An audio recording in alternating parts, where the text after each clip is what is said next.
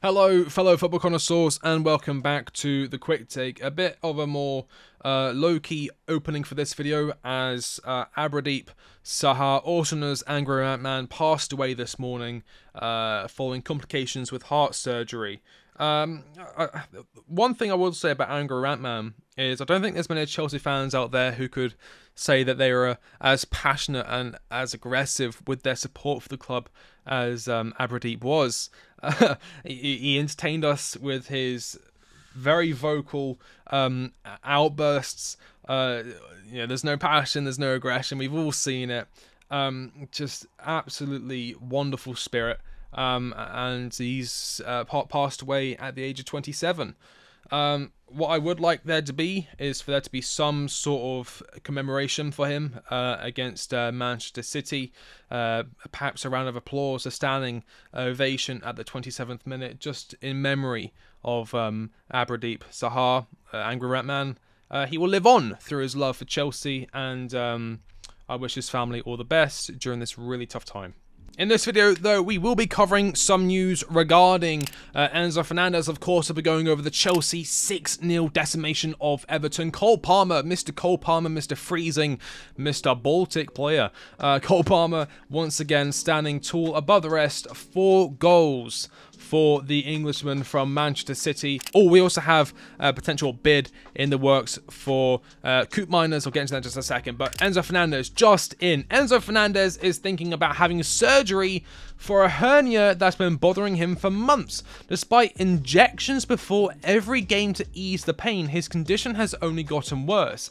Chelsea's medical team will evaluate him post-Manchester City game. Surgery means 3 weeks out of action. In my opinion, he should get the surgery as soon as possible. There's absolutely no need for him to be rushed, especially with this season, where there's really not much left to play for. We have Man City. Maybe get it after the Man City game.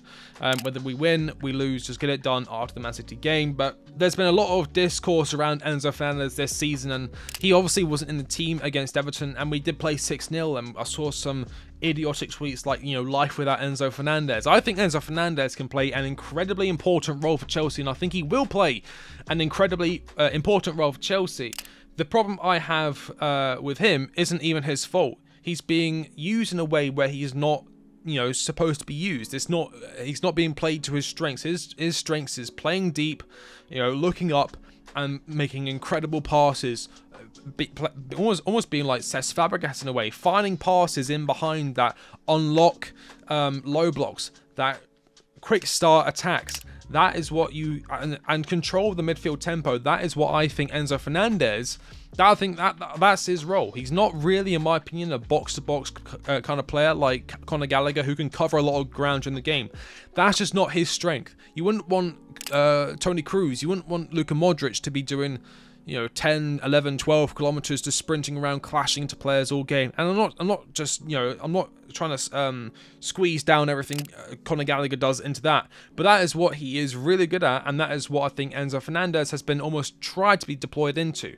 I would like to see Enzo Fernandez played in a much more controlled way, instead of literally bombing up the field and being a second striker at some points this season. But again, playing through pain daily, having to get injections before each game, and people are criticizing him because he looked off. Of course he's looked off. He's dealing with a massive injury, and he's having to get injections before every game to ease the pain, and he needs surgery. So I think those who have criticized Enzo Fernandez, I think they could try to be a little bit more understanding of his current situation. He's also been doing a lot of international football this season with Argentina, and it's never easy, flying back and forth from South America to London to then play a game almost the next day, which has happened during the season. Now, I also did mention that Chelsea are in for Koopmeiners, and we have it here from Sports Media Set, reported by Vince.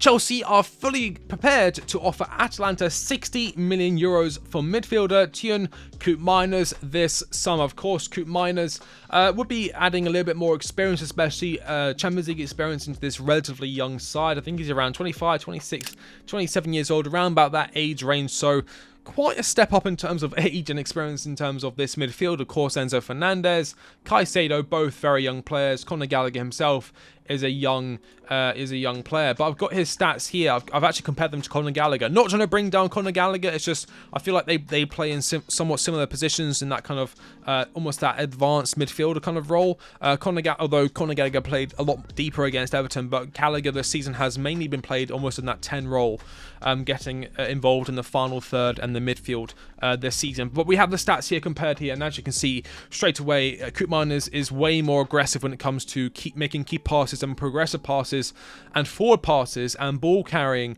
than Conor Gallagher. Sorry, Conor Gallagher is of course standing fairly ahead of Koopmeiners when it comes to duels and defensive actions. As expected, of course, Conor Gallagher gets stuck in, whereas Koopmeiners is more of a creatively minded player where he's always looking for that forward pass, and he's very effective at doing them as well. Again, key passes 93.8 percentile, progressive passes 84th 0.9 percentile, whereas Conor Gallagher is in the 65th percentile and the 26th percentile. Again, not trying to bring down Conor Gallagher, I'm just trying to show how Koopmeiners brings something a little bit more different and a little bit more dynamic and a little bit more attacking to that area of the field where Conor Gallagher maybe isn't as proficient. But yeah, Koopmeiners for 16 million euros.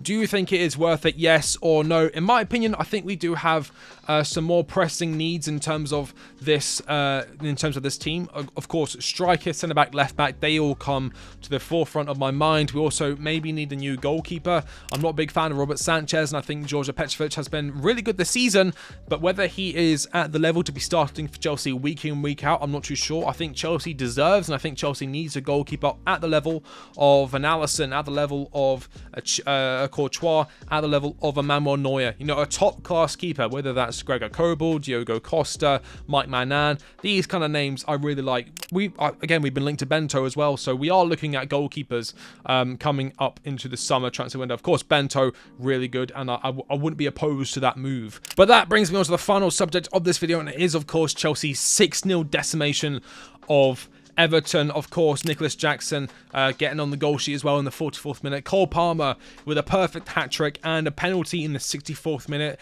I'll get into that in just a second. And Alfie Gilchrist, scoring in the 90th minute, his first goal for Chelsea, and I couldn't be happy. You could see how much it meant for him, and he achieved every Chelsea's fan's dream, which is exactly who he is. He's a massive Chelsea fan, scoring at Stamford Bridge. What a moment for him. You could see all he wanted to do was just climbing to the stands and be a fan in that moment, and it was lovely to see. I try not to be like a guy that hypes up the academy too much, because I know that a lot of people who do that are quite annoying, but I will say it is a lovely moment to see a player from the academy who's obviously worked really, really hard to get here, who loves the club, just be so outward with his emotions after scoring a goal. Sorry, my voice is starting to go. But again, Cole Palmer again, fantastic player, beautiful first goal, nutmegs Branthwaite, lovely layoff from Nicholas Jackson, curls it left foot into the bottom corner, beautiful finish. Then he scores a header, then he scores a lovely long range effort from a missed pass from Pickford. A lot of players were missed in that position. I think, I think it wouldn't be controversial to say that, players like Makala Mudryk, who I think really needs to improve if he wants to have a long-term future at Chelsea Football Club, I think he would have missed that chance. Cole Palmer doesn't miss those chances. 4 goals on the night for Cole Palmer, fantastic player. And then we had the penalty incident, which I'm going to get into now.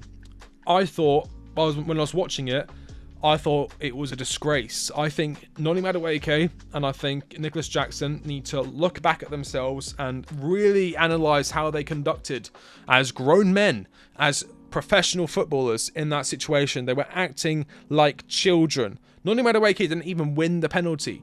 Tarkowski, if you watch it back, he got the ball. It was a penalty and the foul was on Cole Palmer. So not only did he not win the penalty, he tried to take it away from Cole Palmer, who is now the designated penalty taker for Chelsea. There was some kind of misunderstanding previous to the game. Is he the designated one? Is he not? I saw some reports saying there isn't a designated penalty taker. And it all combined into this one issue when Nicholas Jackson and Noni Madueke made themselves look like absolute idiots. Hiding the ball, desperate to take it, you know, getting really pissed off when he's not able to take the penalty. Cole Palmer, cold as you like, again, just finishes it off. He can't be bothered with this noise, with this idiotic behaviour going on around him. A professional footballer, that is how you conduct yourself, and he knows he's going to score the penalty. I will say one thing. When it was the 98th minute against Manchester United, Noni Madueke or Nicholas Jackson, they were on the field at the time. They weren't desperately trying to rip the ball out of Cole Palmer's hands. No, they were happy to let him take that. They were happy to let him shoulder that responsibility, that blame if he missed that penalty. It was only when we were 4-0 up against Everton, when they were trying to get that statistic, trying to get that extra goal at the end of the season. I thought it was ridiculous. I thought it was entirely selfish, and I think they should really look at themselves with disgust and really work on improving themselves in the future. We need to be a team. This is a team full of young players, and if we don't help each other out, we are going to be stuck in a rut for a while. We really need to try and come together. Cole Palmer this season is joint top goal scorer with Erling Haaland. Do you know how mad that is? Erling Haaland has Kevin De Bruyne behind him, Bernardo Silva, Rodri, Doku. He's got Phil Foden. He's got Julian Alvarez. He's got Jeremy Doku. He's got Jack Grealish. He's got John Stones. He's got all these fantastic players, and he's being coached by Pep Guardiola to feed him pinpoint perfect chances. And Cole Palmer is on the same amount of goals this season as Erling Haaland.